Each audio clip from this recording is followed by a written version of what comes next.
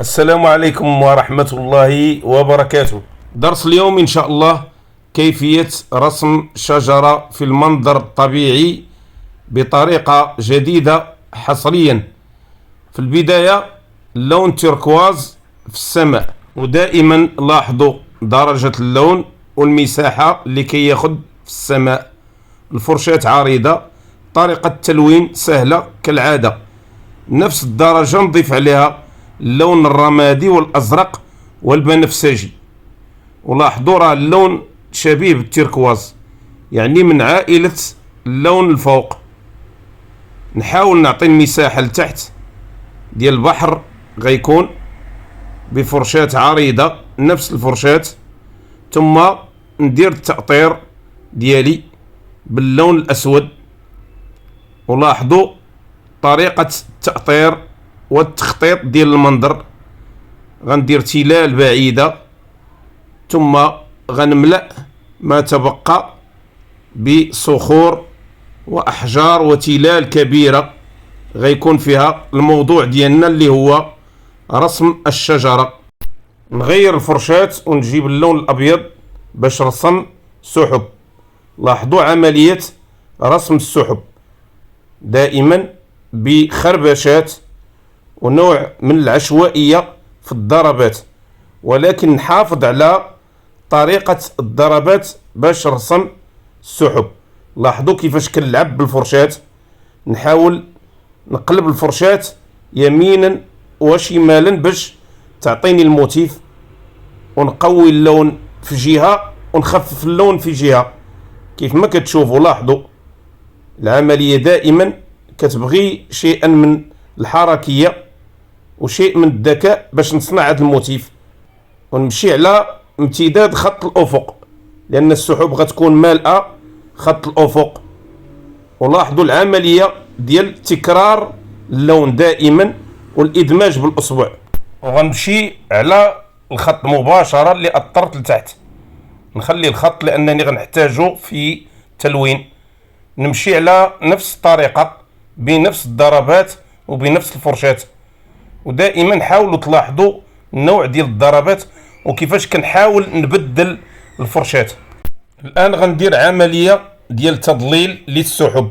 جبت اللون الأزرق والبنفسجي، ولاحظوا درجة اللون، ونحاول نوزعه بحيث ندير مساحة ونخلي مساحة فارغة وندير مساحة أخرى. اللون تقريبا راه من عائلة الألوان اللي في المنظر، بحيث درت فيه الرمادي والبنفسجي والأزرق.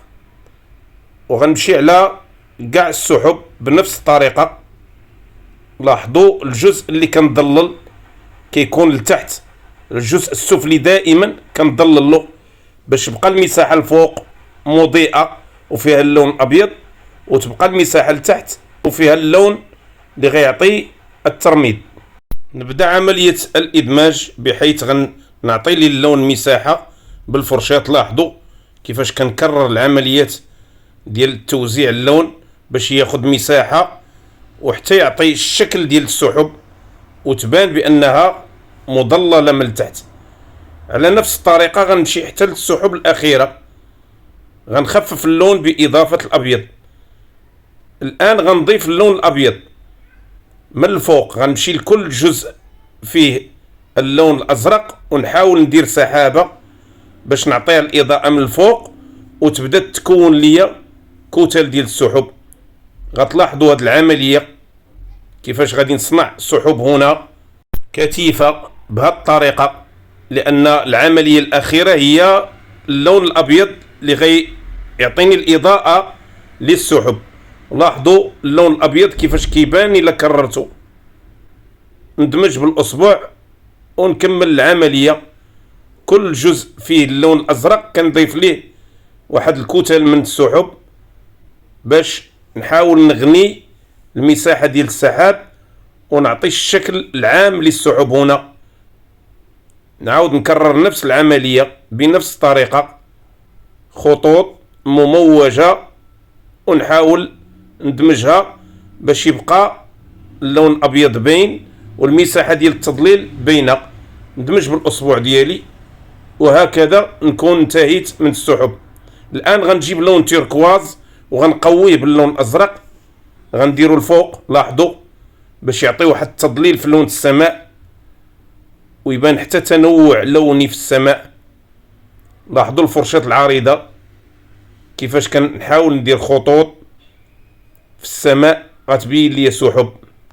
بنفس اللون غنضيف تلة على مستوى خط الأفق، عطيت اللون الرمادي، ثم بنفس الطبقة ديال اللون مع إضافة الأسود غنملأ هاد التلال كلها بلون الظل بالفرشاة العريضة.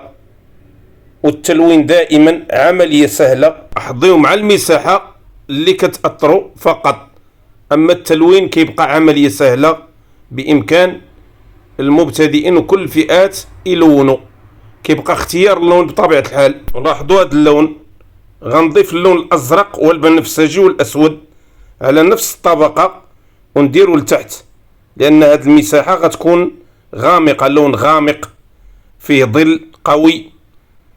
لاحظوا الدرجة ديال اللون، ونكمل ما تبقى من التلوين، ندمج ما بين اللون واللون. نمشي الآن الكتلة ديال التلال اللي كاينة في مقدمة الصورة، غندير تقريبا نفس الطبقة ديال اللون الأخيرة مع إضافة للون الأسود والبنفسجي وقليل من الأحمر، ونملأ لون الظل. لاحظوا هاد التلة الجبلية اللي غتكون في مقدمة الصورة وغتعطيني جمال في الصورة. نفس اللون غنديرو على الجهة اليمنى، هذا كله جزء من صخور الأحجار لتحت والأتربة اللي غتكون مظلمة وفيها جزء من الظل في المنظر. وعملية التلوين دائما ما نتكلمش عليها لأنها عملية سهلة، كيف ما قلت كيبقى الاختيار ديال اللون فقط. لاحظوا هذا اللون وحاولوا تميزوه ما بين الألوان اللي في المنظر. نفس الطبقة الآن ديال اللون غنضيف اللون الأحمر والأسود مرة أخرى باش يبان اللون قوي. وكيف ما كتشوفوا راه كاين اختلاف ما بين اللون واللون، لأن مقدمة الصورة كيكون اللون قوي.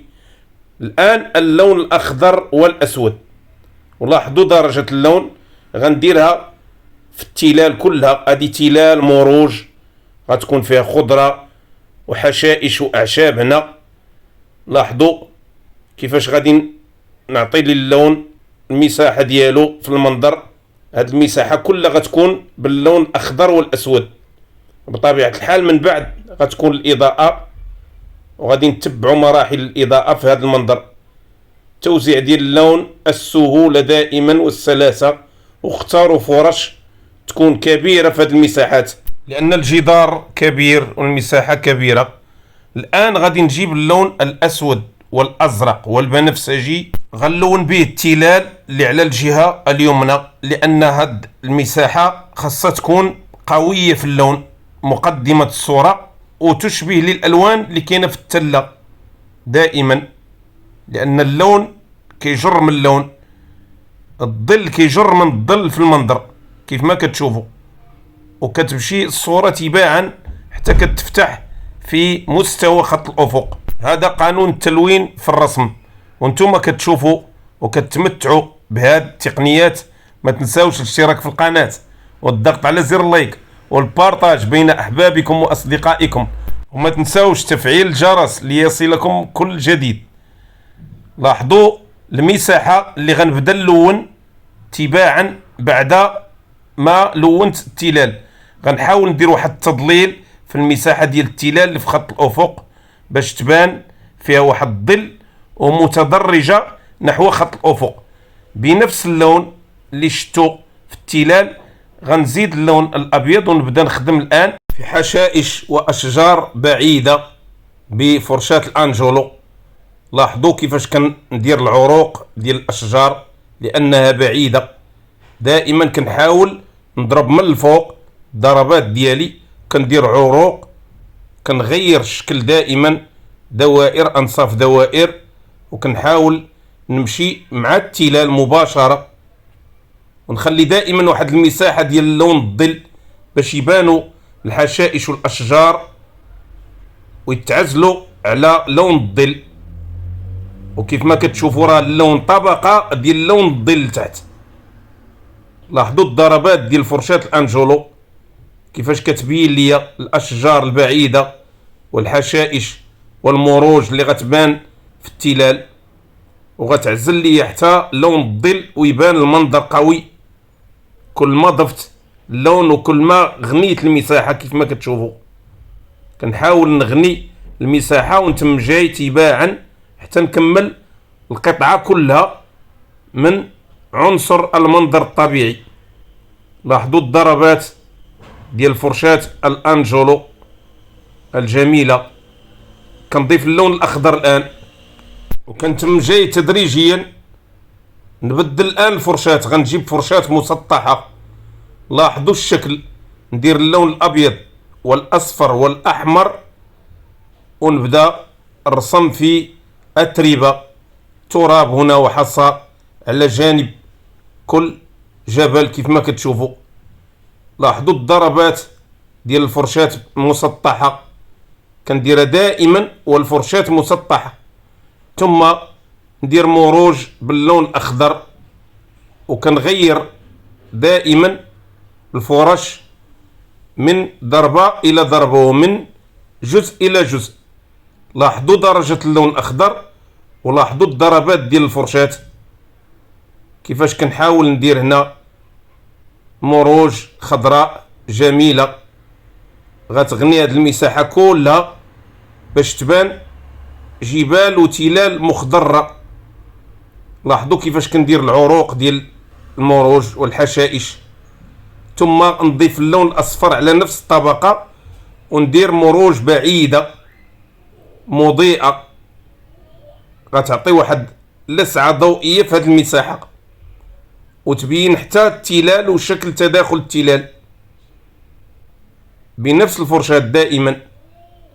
وبامكاني نضيف لون اخر، يعني نضيف اللون الاصفر والابيض باش نعطي اضاءه للون الاخضر ونوزع هنا، ولكن اكتفي دائما بالقليل. غنعطي ظل للتله اللي في مقدمه الصوره لان هنا غتكون اتربه واحجار باللون الاسود والبنفسجي والاحمر مع اضافه للازرق لان اللون الازرق هنا طاغي في هذه المساحه. ثم نبدا بالاضاءه الان باللون الاخضر. ولاحظوا درجه اللون الاخضر، غيرت درجه اللون. غندير الحشائش هنا والمروج غتكون في هذه المساحه خضراء كلها. غنغني المساحه كلها بنفس اللون، غنمشي بنفس الضربات، ما غنغيرش الضربات ولكن كنقلب الفرشاة وكنستعمل لها الوجه الاخر لانها كتخدم من جوج جوي كيف ما كيقولوا. ولاحظوا كيفاش كنوزع على حساب المساحه اللي درت باللون الاخضر لان هذه المساحه اللي درت باللون الاخضر كلها غتكون مضيئه. كندير الفراش ديال اللون ثم كنمشي بهذه المساحه. لاحظوا كيفاش بانوا المروج الان وكيفاش عطى هذا اللون للمنظر، حدد لي المعالم ديال التضاريس ديال المنظر ديالي. وكيف ما شفتوا بفرشاة واحده وبنوع من الضربات، ضربه واحده كيف ما كيقولوا. الان غنجيب فرشاة مسطحه اللون الابيض والاحمر والاصفر ونبدا نوزع الان في اتربه وحصى واحجار غتكون هنا على الجانب ديال هاد التله اللي في المقدمه ديال الصوره. لاحظوا دائما غنخلي مساحه ديال الظل وندير ضربات غتبين لي التراب والاحجار اللي كاينين في جانب كل تله. هذه صخور مليئه بالعشب والمروج من الفوق كيف ما شفتوا، منظر ساحر من المناظر الطبيعيه الخلابه. غنمشي للجزء العلوي من هاد التله وغندير نفس العمليه اللي درت لتحت. الان غادي نحاول نضيف اللون الاحمر والاصفر على نفس اللون وبنفس الفرشاة ونفس العمليه. غنجر جرات عموديه. لاحظوا راه جرات خفيفه بطرف الفرشاة، يعني الفرشاة مسطحه. نبدل اللون الان، ندير اللون الازرق والبنفسجي وعلى الجهة اليمنى ندير انعكاس ضوئي غيكون في الصخور باش يبين لي اللمسة الضوئية على الجهة اليمنى. لاحظوا بنفس الطريقة بجرات مسطحة كذلك على التلال الأخرى، لأن هنا انعكاس ضوئي، وغنمشي حتى على المساحات اللي بقات مظلمة في التلال، ثم كذلك على البحيرة. ندير اللون الرمادي والبنفسجي والأزرق باش نعطي ظل للماء لتحت، لأن هذه المساحة غتكون مظلمة لتحت. ونبدأ في رسم الشجرة باللون الأسود والأحمر، ونضيف حتى البنفسجي إلا بغيت، لأن البنفسجي موزع في المنظر ككل. لاحظوا العملية ديال رسم الشجرة، كنحاول نطلع بجذوع هي الأولى باش نهيئ الأساس والهندسة ديال الشجرة في الجذوع. نخرج ليها الجذوع رقيقة من الجوانب بنفس الفرشاة، فرشاة الأنجولو. لاحظوا المساحة والسمك والطول ديال الشجرة بالمقارنة مع المنظر الطبيعي. ثم نجيب الفرشاة العريضة وباللون اللي وزعته لتحت الأخضر والأسود نبدأ الرسم في الأوراق الآن. لاحظوا ضربات الفرشاة كيفاش كتعطيني الأوراق في الشجرة. نحاول ندخل حتى في الجذوع ونوزع الأوراق بشكل قانوني، يعني غادي نرسم واحد النوع ديال الأشجار اللي كيكون في مثل هذه المناظر. لاحظوا شبيهة بشجر الصنوبر. ثم بنفس اللون نوزع الظل على المساحة ديال المروج لتحت. لاحظوا ما بين التلة والمروج لتحت غندير ظل، ولاحظوا الشكل ديال الظل كيناسب الشجرة لتحت مباشرة، لأن الظل غادي ينعكس على المروج لتحت. ونملأ المساحات اللي خليتها في الصخور خاوية فيها لون الظل باللون الأزرق والبنفسجي. لاحظوا كيفاش كنضرب ضربات خفيفة بالفرشاة. نمشي الآن للشجرة، اللون الترابي، لون أحمر وأصفر وأبيض وبنفسجي، وندير إضاءة على الجهة اليسرى بلون واحد وبدرجة واحدة. ثم نبدأ نوزع الآن في الإضاءة بفرشاة المروحة. لاحظوا كنخلي المساحة لتحت مظلمة وظل، وكنضرب من الفوق الضوء، ونحاول نداخل ما بين هاد الضربات بحيث ندير ضربة فوق ضربة ونداخل بيناتهم حتى نعطي الشكل العام للشجرة. لاحظوا كنداخل ما بين الضربات ونخلي دائما الجزء ديال الظل ونعطي الإضاءة من الفوق. وفرشاة المروحة هي اللي بإمكانها تصنع لي هذا الموتيف لأنها مسطحة وعريضة. ثم نجيب الآن اللون الأبيض ونحاول ندير خط على امتداد التلال اللي كاينه على مستوى خط الأفق باش تبان واحد الإضاءة وانعكاس ضوئي في المياه مع الصخور والجبال والتلال. نوزع الآن اللون تيركواز خفيف باش نعطي إضاءة هنا في المياه. لاحظوا اللون نفس الطبقة ديال اللون نضيف عليها الأبيض باش تعطيني الدرجة ونوزعها باش تبان لسعات ضوئية في المساحة ديال المياه.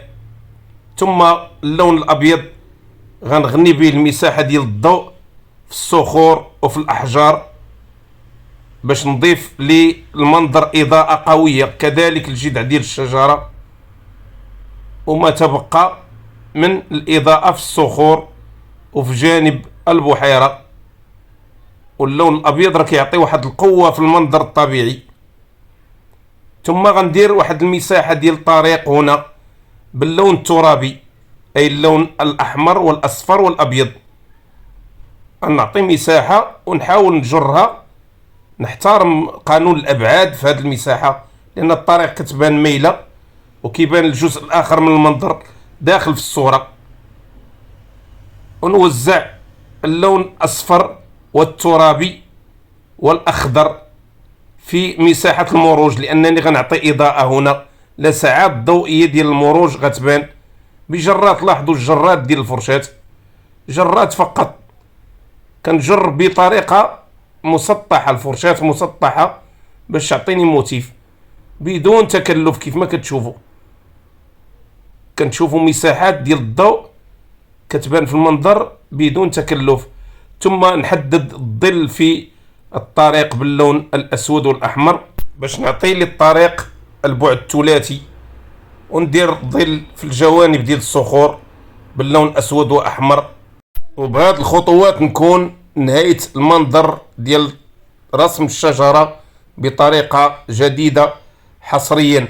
كنتمنى من الله تكونوا استفدتوا من هاد التقنيات. ما تنساوش الاشتراك في القناة والضغط على زر لايك والبارطاج بين أحبابكم وأصدقائكم. السلام عليكم ورحمة الله وبركاته.